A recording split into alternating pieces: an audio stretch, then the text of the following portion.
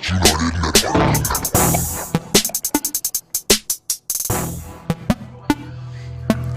about to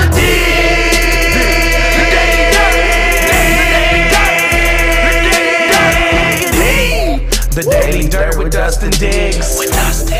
The Daily Dirt with Dustin Diggs.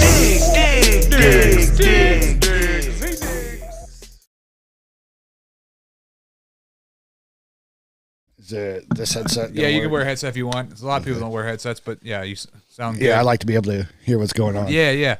Welcome to the Daily Dirt with Dustin Diggs. I got a good guest tonight, folks.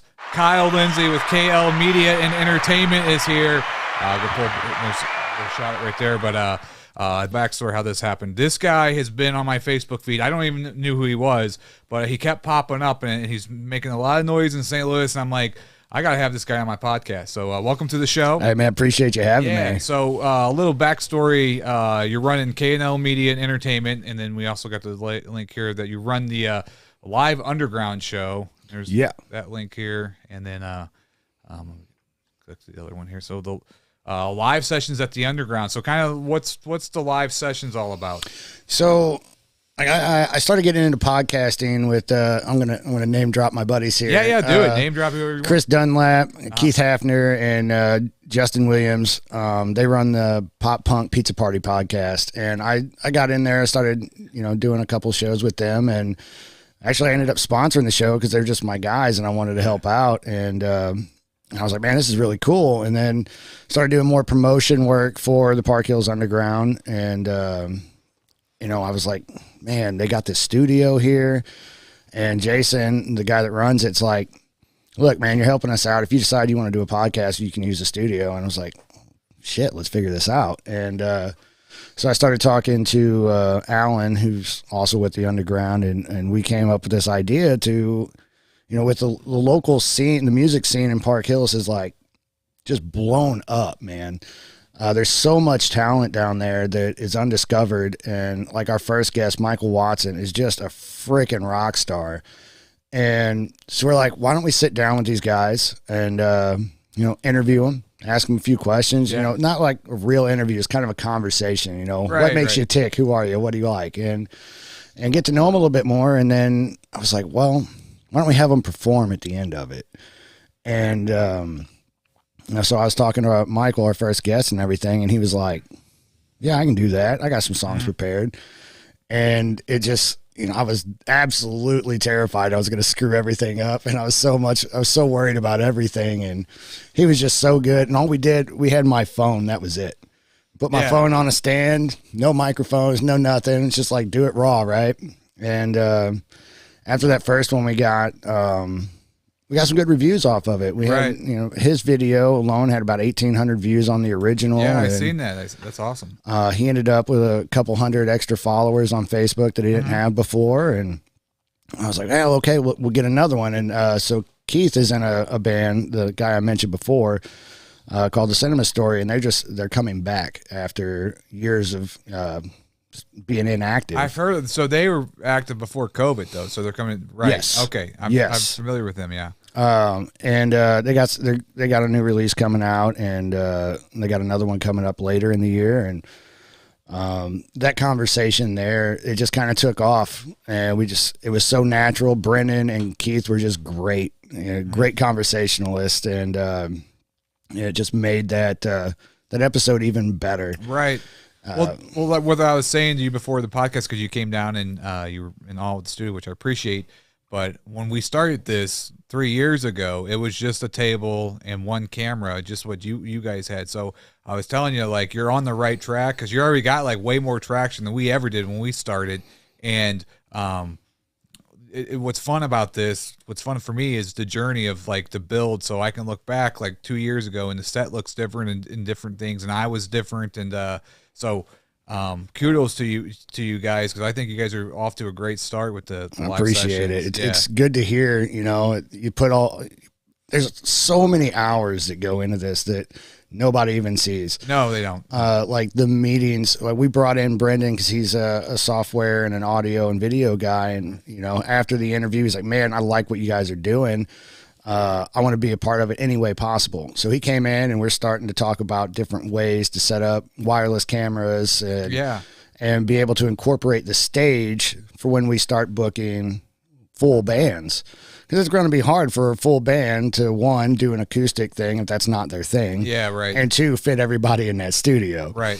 So we want to do the talking portion in the studio and be able to transition to the stage. And so we're talking about the logistics of it and everything like that. But, just the support we've gotten. I've already got a handful of people or businesses that are like, yeah, throw us on that banner. We'll be sponsors for it. And that's awesome, man. It's nice to see something that you want so bad. Not just for me, but like I said, a lot of undiscovered talent that maybe they don't, like Michael Watson. He hates doing anything social media. He's like, I don't get it. It's not my thing. I just want to play music. Right. Right. So that we can help them at the same time. And, it's just taken off the interest. Like I was telling you before we started, we didn't know who the third guest was going to be. Right. And we made a post and, now you're booked for like 2 months, right? You got tons of people. We're booked through August. Right. We had to add we were only doing 2 days a month. Now we had to move it to 3 starting in June. Yeah. And we're already booked through August at this point. Man, I can just tell just you talking to me that you're just so passionate about what it's like. You found you fell in love with a new girl or something. You like met this girl at the bar the other day and you fell in love with it. Like I can tell. What's your like backstory? So you must have grew up with music, right? So were you in a band and in different? So I grew up in the Farmington area, Bonne Terre, and I left. I graduated 05 and I left about 08. I had to transfer schools a couple of times. Parental things, divorce, whatever. And so I ended up in Illinois a couple of times. And, a guy that I'm still great friends with today. He was my mentor. I met him through my mom. He started teaching me how to DJ and the history of DJing, when I was about 17. And so I started picking that up and I started learning and enjoying the hell out of it. And then when I was turning 20, got my first residency at an Irish pub called Pug Mahomes, which is Irish for Kiss My Ass. Okay. Where's that? You said that's in Farmington area? That one is up outside Chicago in Fox Lake. Okay. So when I left in 08, I never had any intention of coming back. Like I was DJing, I was having the time of my life. Yeah, in Chicago, hell yeah. Yeah, it was. I got to work with some big names, DJ Scene, Trentino. He's a freaking master behind turntables. He actually, I forget which year it was, but he won the Red Bull Freestyle Championship for North America. Wow. And well, what's for the audience out there? Because I'm not really familiar. I mean, obviously I know what a DJ is, but what's the art of being a DJ? What makes a great DJ? And in my opinion, you can do all kinds of different stuff, but a lot of it's stage presence. Stage presence, okay. But I also look at it whether it's hip hop or house or EDM. EDM and house music would be your cup of tea, guys. Yeah, my cup of tea. Yeah. But it's about telling a story and being able to read your room at the same time. Oh, okay. So that's kind of interesting. You start playing, like a writer would. You start your book and you start adjusting on the fly as you go, and you're like, well, how do you do this? Well, on a dance floor, you start seeing trends. The more you're in a one location, you can definitely start figuring out what's going to work and what's not. Okay. And then, in the throw of it, just being able to read the floor, and especially if you're at a bar where you're going to be doing a 4, 5, 6 hour show, you got to work in some lows so they go back to the bar, buy some drinks, and come back. Oh, gotcha. So there's kind of an art to being a resident DJ for an extended period of time, but when you get booked to just do an hour or two of what you do, chances are people are ready to just see what you do. And the big thing for me was melodic mixing or mixing in key. Okay. because that helps the story, the whole feel, the transition. So what do you mean? everything. So a certain song, you change the key to a certain song to match the song before it, or how you does that work? can now with the technology that's out there. We have the technology, but yeah.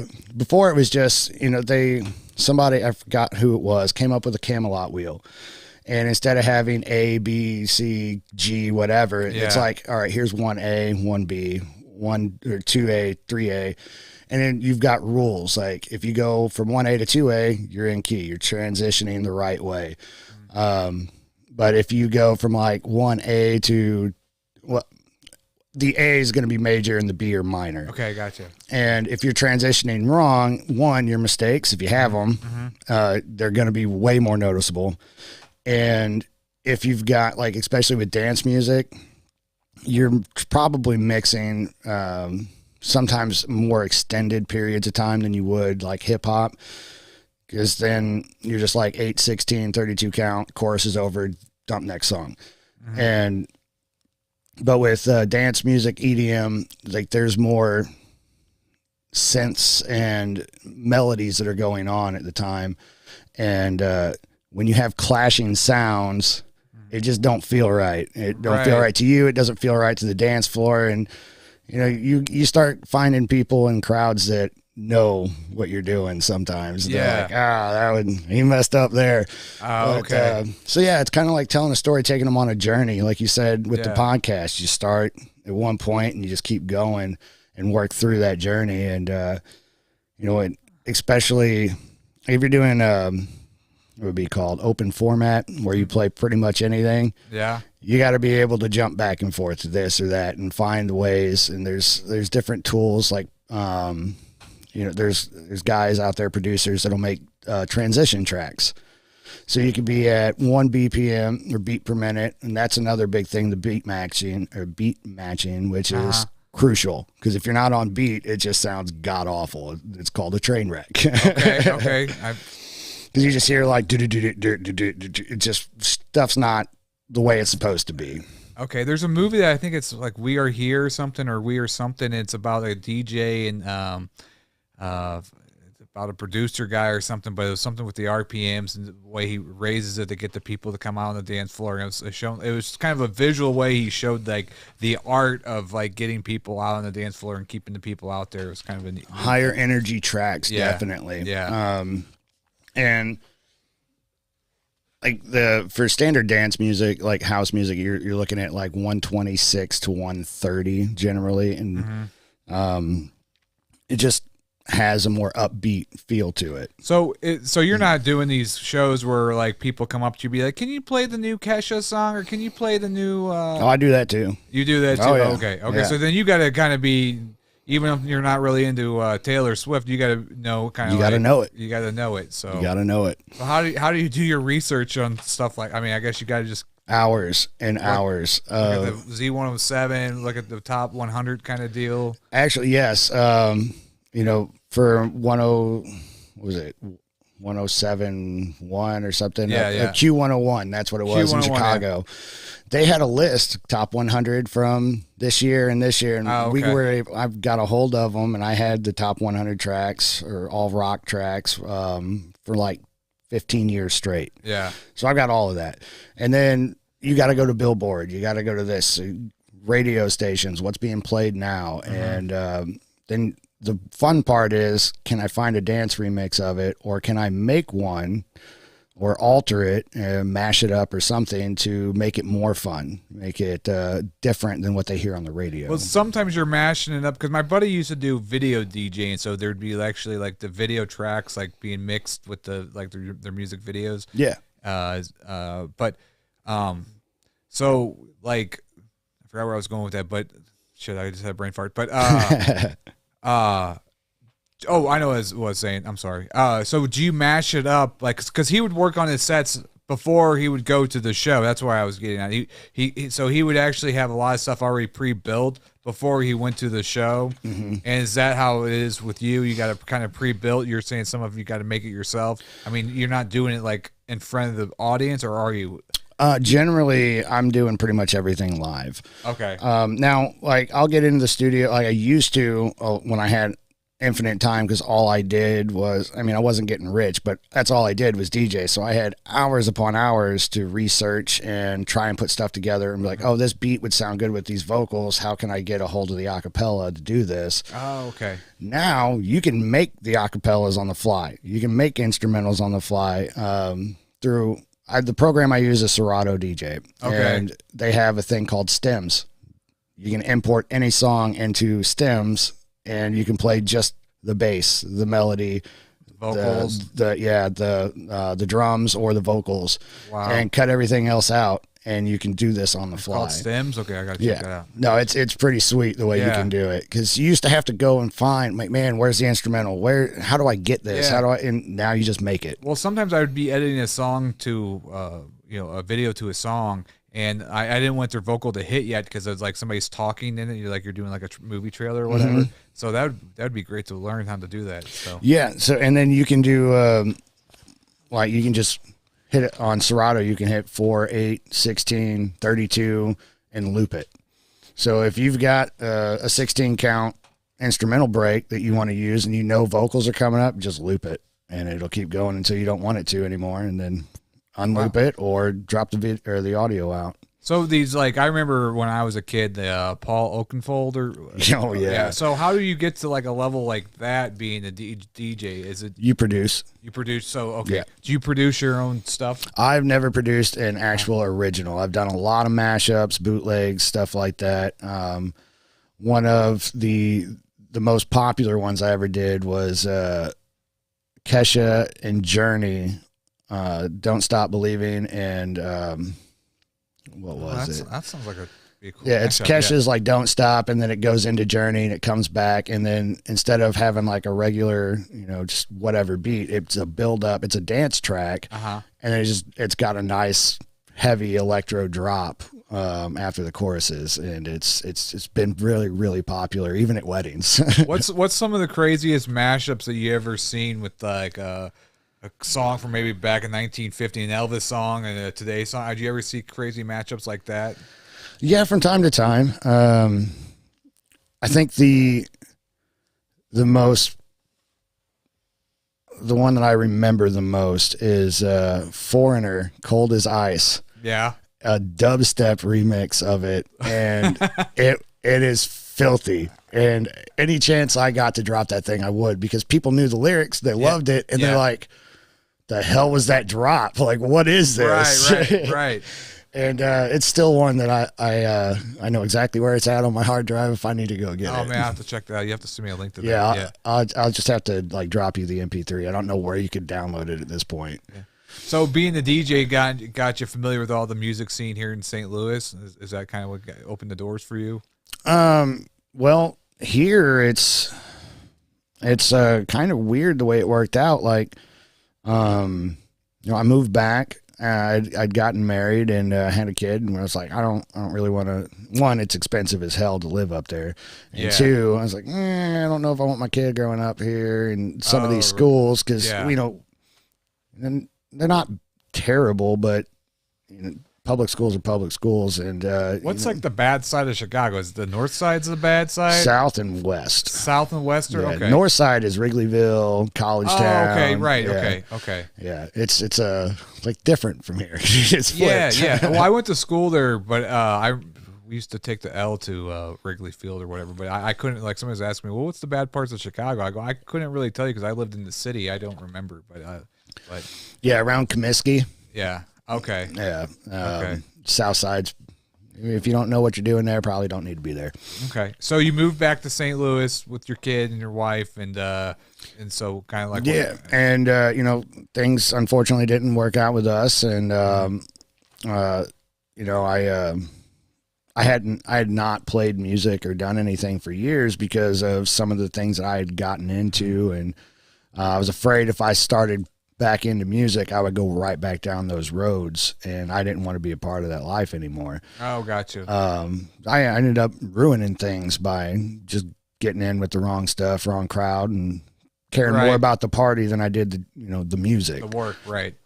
And so I for like probably almost 2 years, I didn't even listen to music. If I was listening to the radio, it was sports talk, and that was it.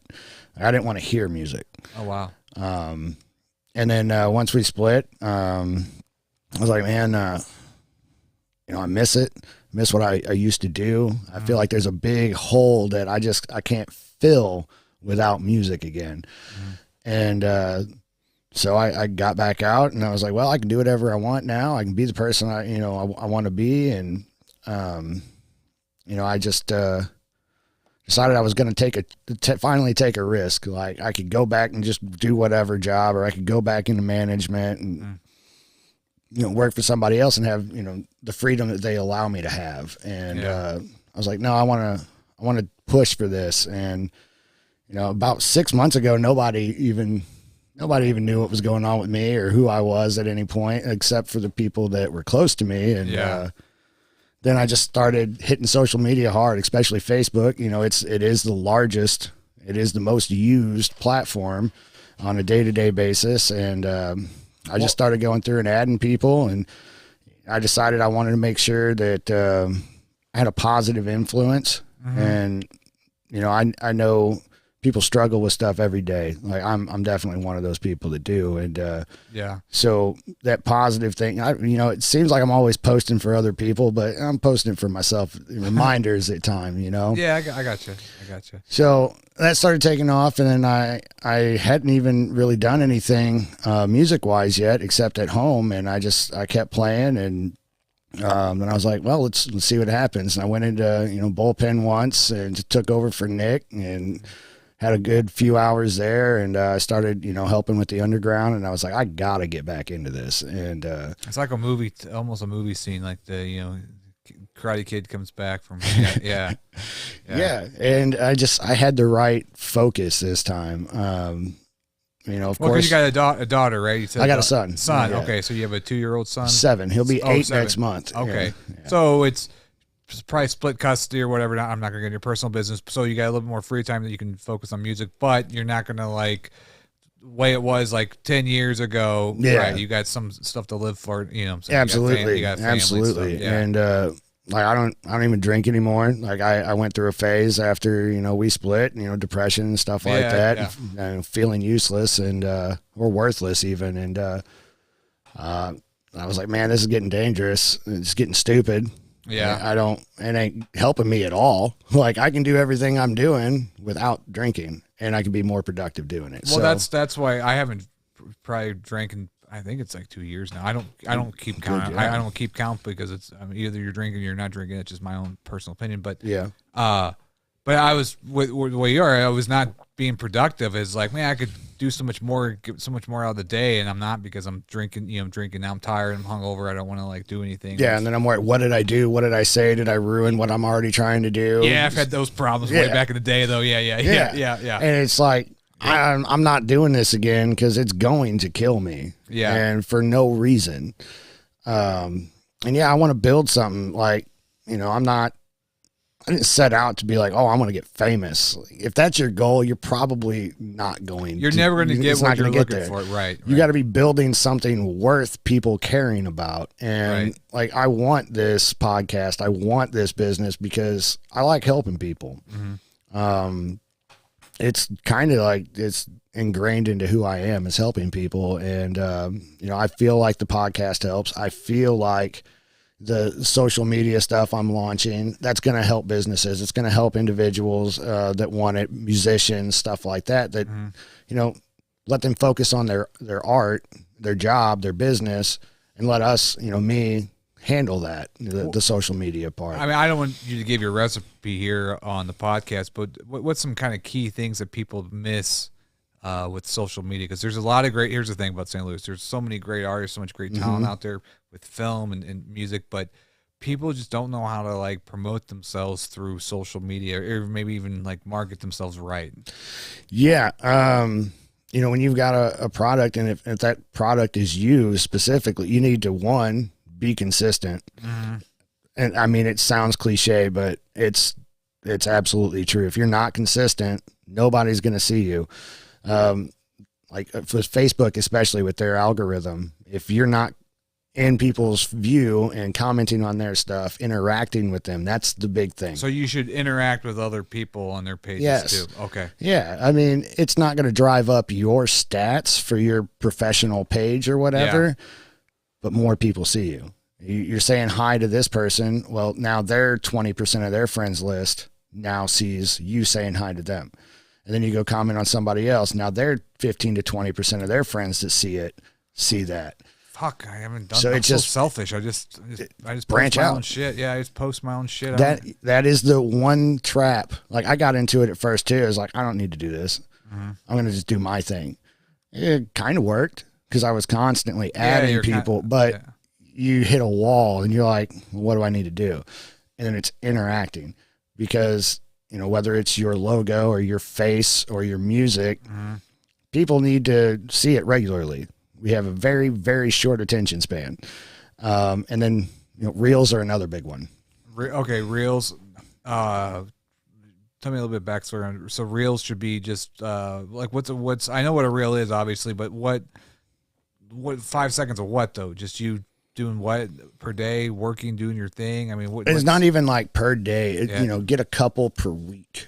You know, that are decent. If you've got the editing skills, make sure your quality is as good as you can get it, or as much as time is going to allow you. Yeah. Make sure it's, you know, if you're trying to be funny, make sure it is funny. Yeah. Or if you're trying to be positive and be sincere. And if it's your music, get your flyer out there, put your flyer up, or, you know, whatever you're doing for your next show, and throw your music on as a backtrack, or get on there and be like, hey man, new track's hitting right now. Here's a sample of it. You can go get it. Check the comments for the link. Now they've watched it. They've heard you've got something new, and they checked your comment and then clicked your link. Damn. So write this. It's really a lot of I need to write this down. A lot of it's simple. Yeah. And again, it goes back to consistency. People have short attention spans, so until you're what you want, you got to keep going. You got to keep grinding, and just like I'm incredibly exhausted every day right now. I get up, I go to the gym every chance I get. Yeah. I work at the radio station for Dawkins Broadcasting, and then you know, as soon as I get done with that, now it's okay. What do I need to do that I'm either behind on, set a deadline for? Like today, you know, that right there that we're looking at, that was, unfortunately I'd started one, and I guess I didn't save it. So I've had that happen too. I had to start over, and I worked on that thing for 3 straight hours to get it back to where it was. Thankfully I already had like the logos and stuff. I already had that, already resized and everything. But you know, especially if you're the only one working on it, you got to get the work done. You got to say, I don't care if I'm tired. I got to get it done.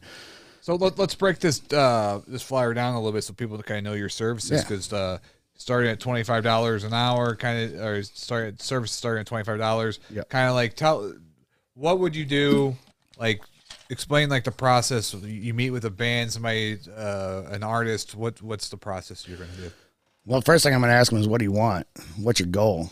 Okay. And, you know, you're going to give you kind of you know, they don't know. They know they want to be seen. They know they want to grow, and that's pretty much what they're going to tell you. So you let them talk for a minute, get as much information out of them as you can. It's like selling anything. You know, I got to sell it. It's a service that you probably need for, you know, exposure, but I still have to sell it, right? Yeah. And, you know, for example, the service is starting at $25. That's $25. I'll send 1,000 invites to your page.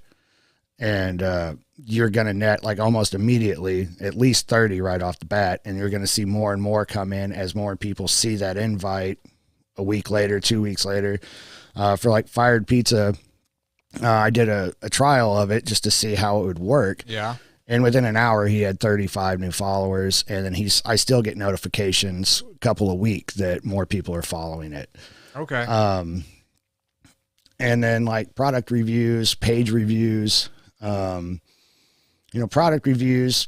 I don't want to get into a whole lot of pricing right now, but it's, you know, you send me the product that you want to review, we'll discuss what's going on first. And if I don't want to, or I don't think it's a product I'm going to be positive about, I'm just not going to take it. Yeah. Because my goal is not to take your money and then say your product sucks, right? Right. Well, also, hey, I made this new vibrator. You want to talk about this? Right. Right. Like, hey, man, I got this new crack pipe. Right, this new crack pipe for kids. A crack pipe for kids. Right. So, you got to be choosy on what you're doing. It's not all about the money, obviously. Yeah. It's providing a service that makes sense and fits the brand you're building. But yeah, like the beard oils that I'm taking, I'm getting ready to do one for him just because the product is so good. Like, I'm doing it just off of my own time because I just enjoy the product. And well, that's what I used to do at the beginning when we started. Is I would just work for, they would send me free product, free, pay me in gift certificates for businesses and stuff. That's right. You got to get the work going, and then you can worry about your price. Right. Like, yeah, you're probably, I'm sure I'm underselling a lot of things right now, and I'm fine with that. Because I got a lot of different services. I've got a lot of things I'm doing: DJ, karaoke, weddings, private events, social media. I'm not trying to get rich on anything or one specific thing here, but everything can come together. If somebody might just want a performance review of their page, like, hey, where can I improve? Why am I hitting a wall? And I'll sit down. I'll be like, okay, give me, I won't ask for the access on it, but I'll go over it, say, send me screenshots, or I'll sit down with them and I'll review where their reach is falling off or their engagement is falling off, and be like, oh, well, you've posted one thing in the last 2 weeks. Like, what did you think was going to happen? And then give them advice on how you can improve and get past that wall or that plateau. Okay.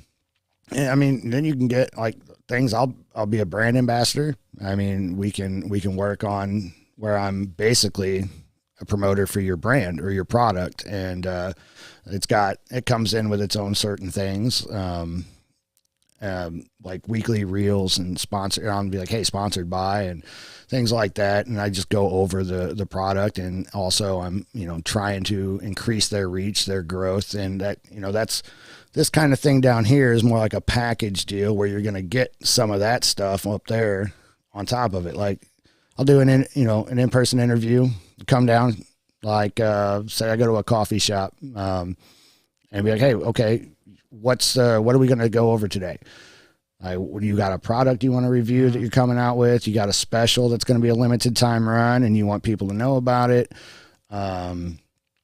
Or if you've got branded gear or something, for that and a small fee, I'll wear it at one of my DJ events, or if I'm going out to a public gathering, I'll wear it there just so people see it. Even if they don't talk to me, right, your brand's still there. So, and it's just extra eyes on a product that you wouldn't have normally. What do you think about people? Because I'll tell you what gets annoying to me is when people tag me in a bunch of bullshit on fucking Facebook. I get tagged on a bunch of shit I don't want to like.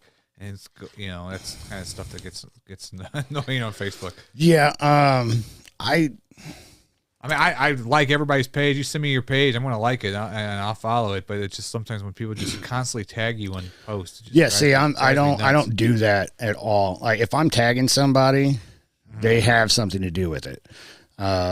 Like, I'll use Fired Pizza as an example because I post for him a lot because, one, he's my buddy and he's got the best pizza around. Like, it's just, he does. I'll have to get on there and check that out, yeah. But, I get out there, I take a picture of the food. People love food. So even if that's not your focus, you should definitely be posting food at some point just because. Those are some of my most engaged posts, like 10,000 people are reach on just the food posts. And the way it works is, I'm going to tag that business. I'm going to say, hey, I'm back here over at Fired and this is what we got today. Take a look at this. And I'm tagging him. And if I'm with 3 people, I'll tag those 3 people, but I'm not going to tag 25 people that had nothing to do with me buying this pizza. Right. Like, that's annoying. Yeah, that's what. Yeah, that used to be. That's the old school approach. Social media approach. Can I tag 100 people? Fine, let's tag 100 people. And they hated it. No, Everyone hated it. Right, absolutely. I hate it. that shit. I hate it. So I don't even do it. Like, if I'm tagging, like I said, if I'm tagging somebody, there's a reason for it, and right. It's not just because I want you to see it. Right. The other thing you got to be careful with is your highlights and your @followers, because if you do that too much, that's gonna piss people off too. I've actually seen it. Yeah, I've seen people do it too. Yeah. And yeah, you need to use it, but you need to think about how you're using it and how frequently. And do you really need all of your followers to see this post, or do you have another one you really, really want them to see? Right. You don't want to blow your load on one, like something that's not going to be like for a mass audience. Yeah. And like, if you're just a straight business page, it's a little bit easier to get away with because people are already following, they want you to. But in a position like I'm in, I'm promoting a lot of stuff. Right. I can't use it on every single one, or people just mute me and move on. Right. Right. So it's a delicate balance on it, really. And, the other part is time of day. What's a good time? What do you think's the peak? Because I've tried Depends to on your audience. I know I've been trying to figure it out with this podcast for 3 years now. I don't know I think more the late night, especially for Facebook, it seems like it gets more traction because people are more winding down probably on their phones at night. Yeah. I would say general rule 6 to 8. 6 to 8 is probably a good one, or okay, 6 to 8 in the morning. Oh, when they're waking up and they're still laying in bed and checking their phone or sitting on the toilet with a cup of coffee, taking that morning shit. Yeah. Gotcha. Okay. But that's good. If you're you're posting at 10 o'clock in the morning, 2 o'clock in the afternoon, you'll still get some people to see it, but you're not going to get as much traction generally from what I've seen. And I could be completely wrong and just, from my standpoint, but it pretty much holds true. Weekends, it really depends on what you're posting. Sunday nights, like late Sunday nights, seem like they always get the most like live viewers. So I think most of the people we get quite a bit live, but then most of the people are checking like what you're saying is probably in the morning and when they're late at night when they're just kind of scanning through it. Yeah. Yeah. Or especially a long podcast like this, it's probably people are probably more scanning through this conversation than they're listening to word for word what you're saying. Right.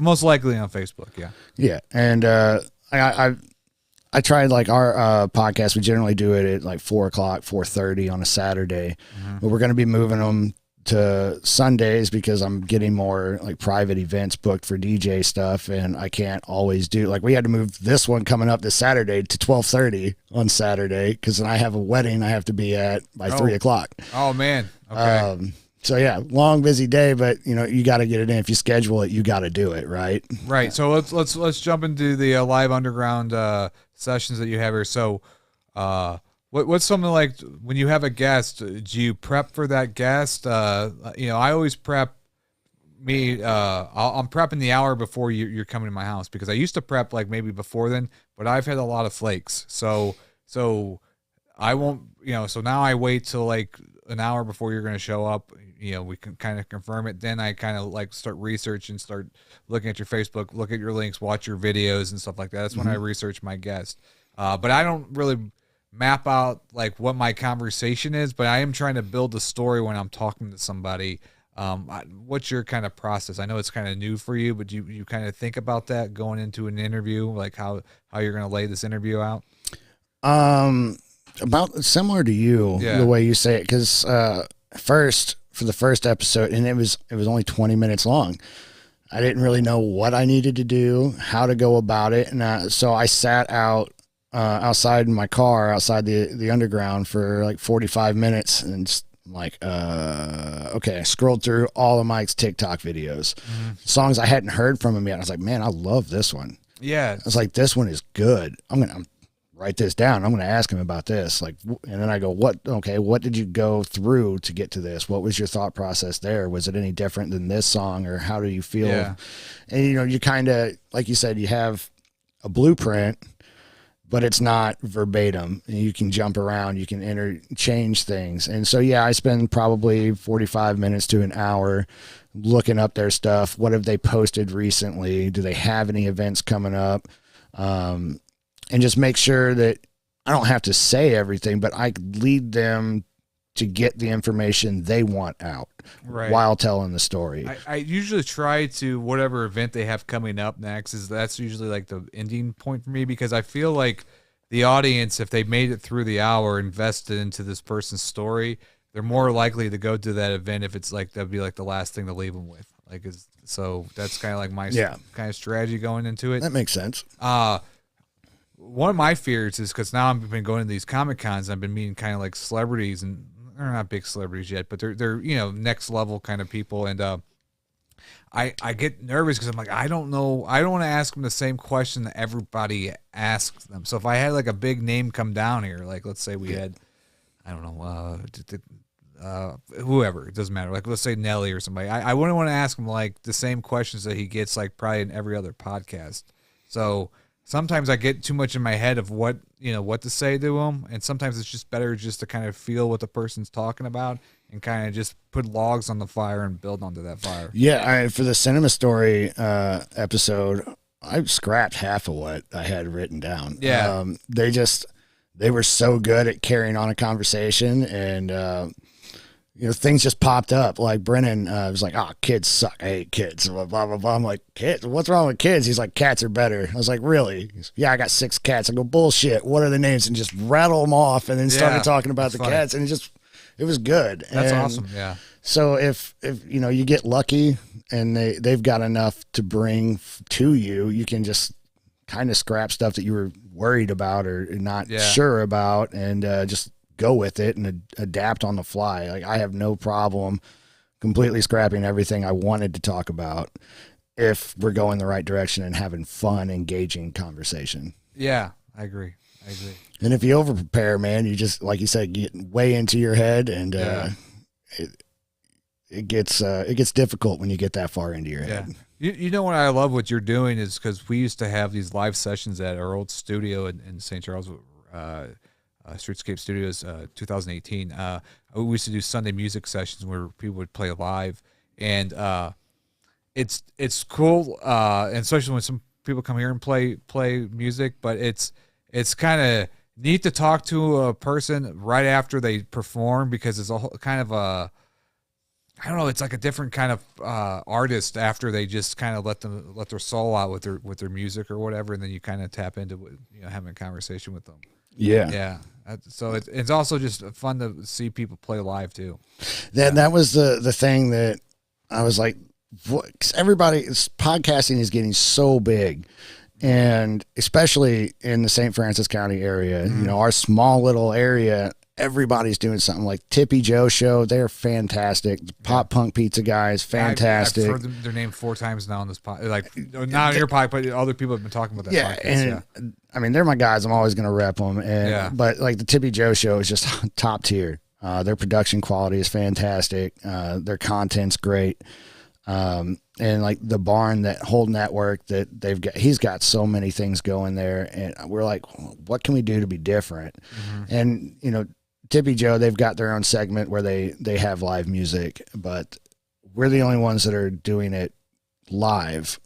We're trying to figure out scaling with everything, but our music is happening at that moment. And that's so cool. We'll have a couple people come in and kind of sit and hang out and, watch what's going on and get that nice little clapping audience in the background, like the legit. And then, everybody gets to just see it from their home. It's a nice little short little live concert. Yeah, that's a great concept, because our Sunday sessions, I believe it was pre-taped and we'd air it later. I can't remember, but you get the comments, so they can actually, after they're done performing their song, you could go tell them their comments, what people's comments were or whatever, you know what I'm saying? Like, yeah. So that's kind of a cool idea. Yeah. And once we kind of putting the carriage ahead of the horse, man, I haven't said that in a long time.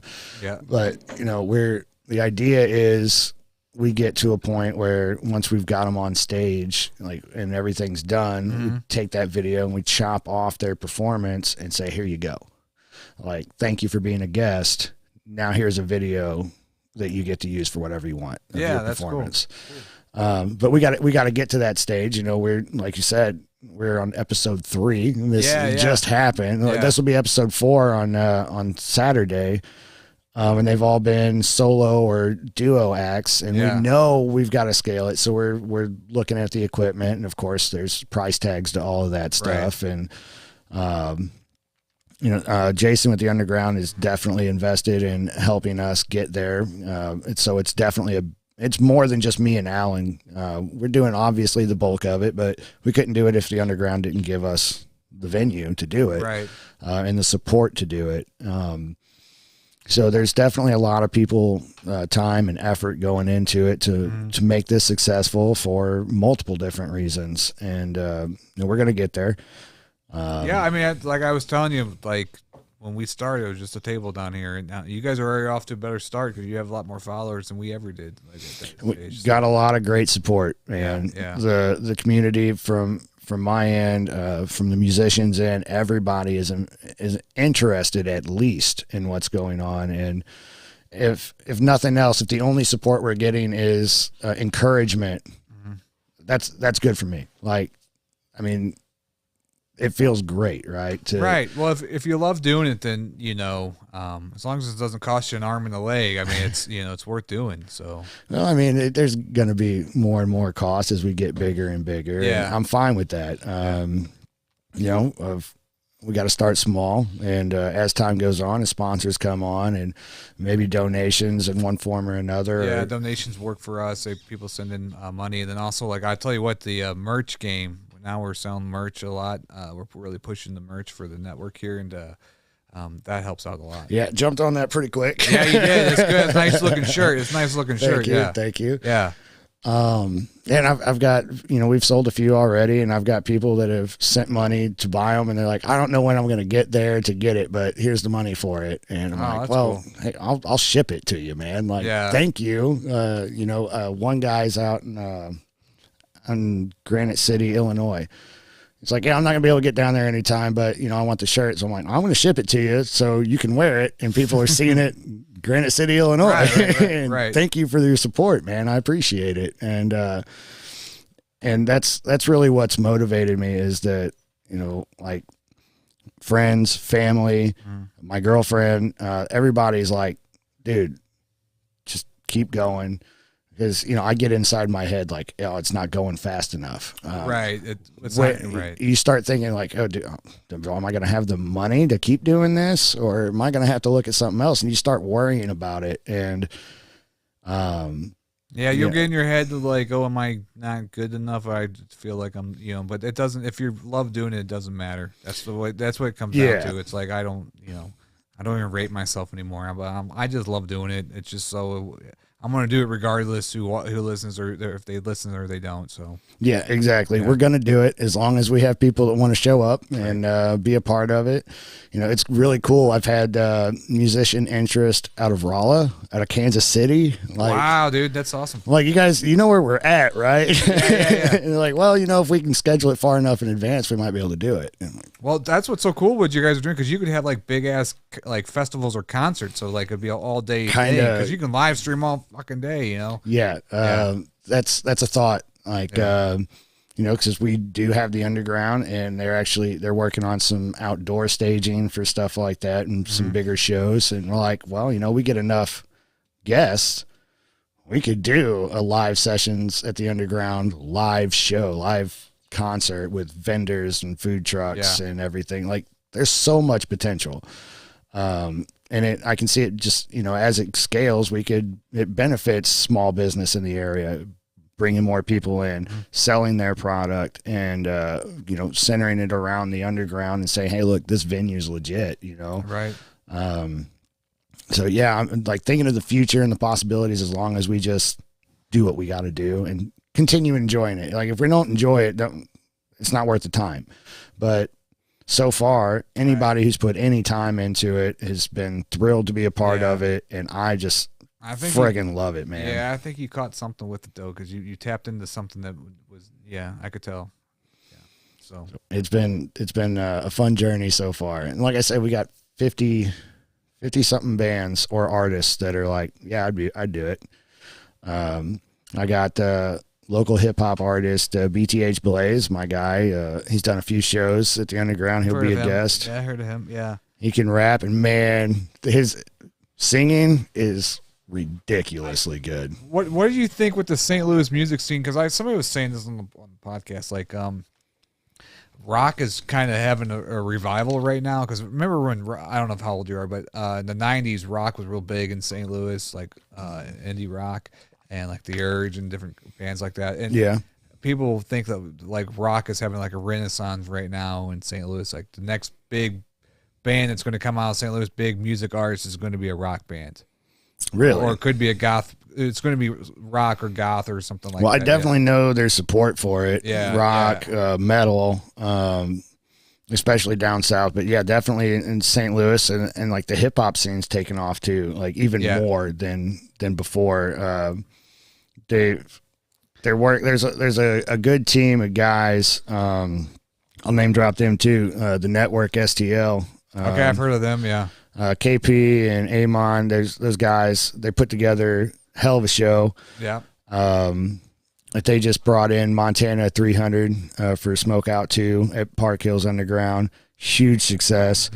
And they take their show seriously. Like, they have their smoke outs, they've got their weed vendors and everything, but they're not allowing bullshit to happen or illegal shit to happen. They're on top of it. And there's a huge scene for it. There's a huge want for it, especially down there. And you got to make sure you're doing it right. Yeah, but it seems like most of the hip hop people I know, they always do clean shows and good shows. You know what I'm saying? Like shit never really happens. I think the one thing that happened out in St. Peter's, like 50 Cent came through and somebody shot a gun or something, but it happened like after the concert ended, like an hour after it happened. It has nothing to do with it at that point. It just gets a bad stereotype. That's what I feel. But I love the hip hop scene here in St. Louis. I will say this, kind of there's some really great fucking artists here in St. Louis, but it does seem like it's very saturated with a bunch of artists that probably maybe aren't ready for shows yet. I guess sometimes I get a lot of response from people, but they don't have a song or they don't have a music video out yet. So it's kind of like, well, come back and hit me up when you got a song, or because I don't know what we're going to talk about if you don't have a song or a music video we can refer to. So yeah, and like I was a while back, I was like, oh, my name's getting out there, and that's good enough for me. And I tried the same thing with a group back based out of the Chicago area, and he's like, you got a link for anything? Not right now. Right. Call me when you do. So it made me think. I'm like, all right, I've gotten this far just by one being the person. I mean, I think I'm a pretty decent person, but I stand on my word. Like if I say I'm going to show up, I show up, and if I say I'm going to support you, I support you. And I think in turn that's helped me, and it probably got me further without doing anything like of substance, right, than other people have. And I was like, okay, now I got to start doing what I got to do. I know I can do it. I've said I can do it. Yeah, now I got to do it. But yeah, you're always going to find. I think it doesn't matter Chicago, St. Louis, L.A. You're going to find a saturation of people who want to be there, right, but haven't put the work in yet.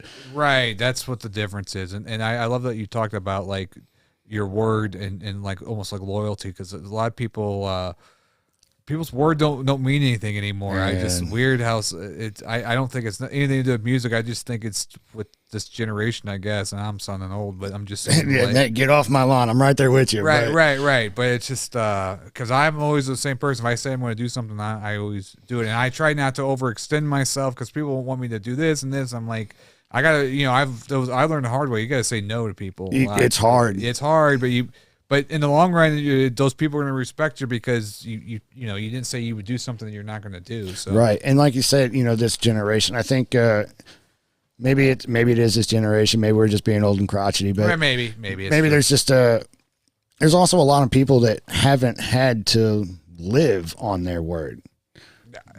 They haven't had to worry about that. Yeah, that's valid, yeah. If you any kind of involvement in the streets or anything like that. I'm not saying I'm some gangster or nothing, but yeah. When you're out there, that's your word is it. Right. And if you don't have that, you don't have respect. You don't have friends. You don't have support. You're on your own. Right. And a lot of people just the younger generation, yeah, they haven't had to. Even in our generation, some haven't had to and wonder why nothing works out for them. But yeah, you got to stand on your word. That's what it is, especially in this, if I say I'm going to do it, I got to do it. There's just no way around it. And if I tell you I'm going to be there, I'm right freaking there. And people know that. What I'll do now is I'll be like, well, hold on. When some people tries to pitch or something, if I'm interested, I always say, like, let me think about it. I'll get back to you, because I got to like place it in my schedule, place it in my mind, have my mindset ready if I'm going to accept something to do. Like a project. Right. Yeah. And the other thing is I'll say, hey, here's my interest if I'm out at an event or something. But if anybody's smoking or drinking, I'm not doing business with you right now. Like, we can talk about, hey, we're interested. Let's talk later. And that's where it stops. Yeah, I got you. I'm same way too. Yeah. Because otherwise you start committing to stuff you didn't really think, like you just said, I got to think about it. And there's too many people that don't do that. Yeah. They're just like, yep, let's go. We got it. Never think of logistics, never think of the time they're going to have to put into it or what their other schedule looks like. Are you going to have time to prepare? Or are you just going to go out and wing it and hope things work for you? Right. That's one thing I just, I don't know, especially when it comes to like the comedy and stuff. People are like, oh, I'll just wing it. I'm like, well, you can, but it's, if it's better to kind of at least have an idea. Even if you don't follow the script, you still want to kind of plan stuff out like, I don't know. Like, I've never done stand up and I probably never will. Like, that's a level of confidence in yourself and your ability that is just different because, as a DJ or a musician, like, you might be able to get away with a little bit of a mistake here or there. Yeah. But as a comedian, everybody's expecting funny.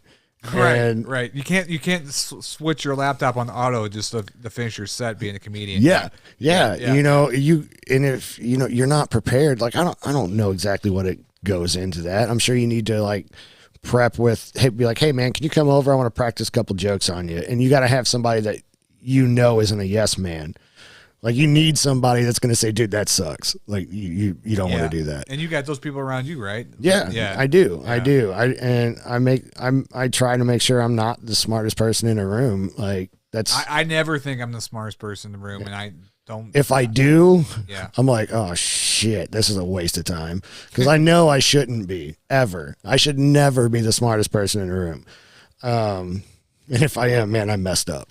Well, that's another thing too. Is I think we were talking about this before the podcast, and but I never act like I know everything about something because it's things are always changing, and I don't know. It's just like, no, you're not an expert on anything really. If you really think about it, things are constantly. You can always changing. learn more. You can always learn more. Yeah, technology, social media, music, everything changes, and the way I look at it is, what was I just lost it. ADHD stuff. Oh no. You're saying I forgot to, but you don't think you know everything.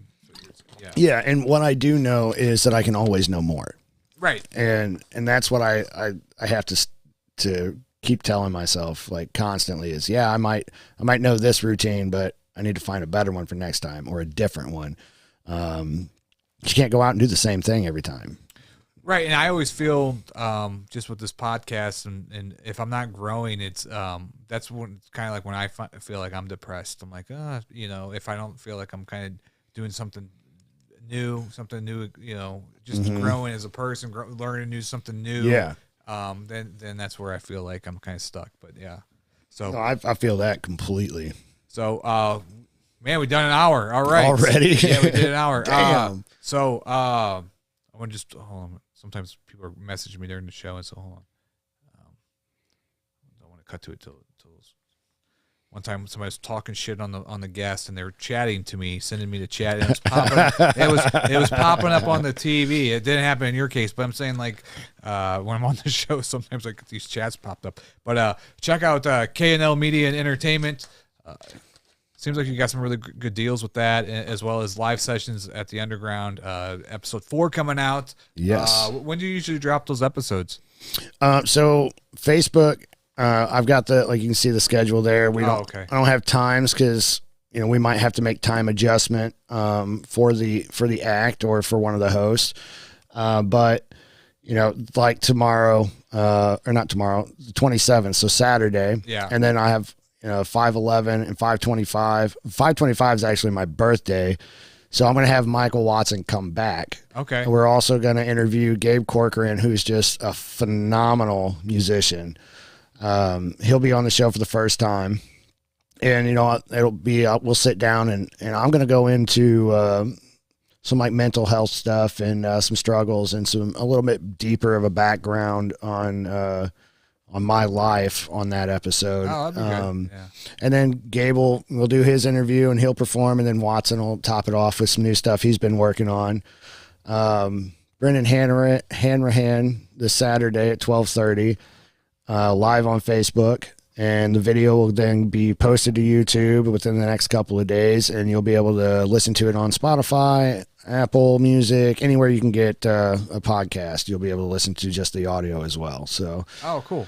And then as I get into May, I'll redo the schedule and I'll throw up a new flyer, let you know the next 4 or 5 that are coming out. Like I said, we're doing, starting in June, 3 a month. Wow. So it'll either be a Saturday or Sunday is the way we're keeping it right now. And I've got Tippy Joe show. They're going to come in. BTH Blaze is going to be on soon. I'll have, like I said, Justin. He's got some original stuff that he's been working on, and man, he's a phenomenal singer too. So we got some really cool stuff happening, and just we're thankful that Park Hills Underground is allowing us to do it. That's awesome. I'll have to come watch you do a show. That'd be fun. Definitely, man. That'd be Definitely. Fun. That'd be fun. So, well, thank you for being on the podcast. You're killing it right now. I had to have you. Thank you. Come on. Check out the Daily Dirt with Dustin Diggs tomorrow. We have a great guest coming on at 7:00. I don't have the name in for me, but check out the artistunitednetwork.com, and we will see you guys again tomorrow. We are Adios. That's it. Artistunitednetwork.